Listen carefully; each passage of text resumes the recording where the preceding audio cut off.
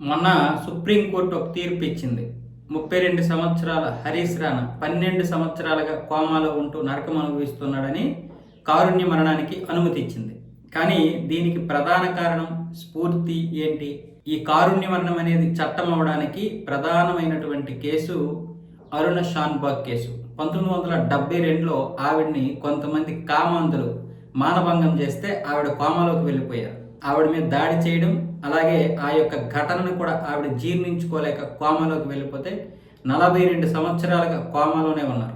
ఆవిడ కోసం కూడా ఒక జర్నలిస్టు 2009లో సుప్రీంకోర్టులో కారుణ్య మరణం కోసం బిల్ దాఖలు చేస్తే సుప్రీంకోర్టు దాన్ని తిరస్కరించింది.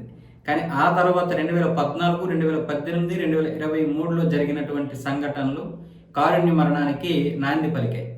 ఆ తర్వాత దాన్ని చట్టబద్ధం చేశారు. అందుకే మొన్న వచ్చినటువంటి తీర్పు చట్టబద్ధంగా వచ్చింది. అది ఎంతో మందికి స్ఫూర్తి అవుతుంది. అలాగే హరీష్ రాణా నాన్న కూడా అదే విషయాన్ని చెప్పారు. నా కొడుకు తీర్పు కూడా ఎంతో మంది కారుణ్య మరణానికి నాంది పలకాలి. అయితే ఒక తండ్రిగా కొడుకు మరణాన్ని కోరుకున్నటువంటి పరిస్థితి మాత్రం ఎవరికి రాకూడదు అన్న విధంగా కూడా ఆయన మాట్లాడారు. ఇప్పుడు అరుణ్ షాన్బాగ్ గారు ఎంత నరకం అనుభవించుంటారు? 42 సంవత్సరాలుగా కోమాలో ఉన్నారు. ఒక జీవితం నాశనం అయిపోయింది.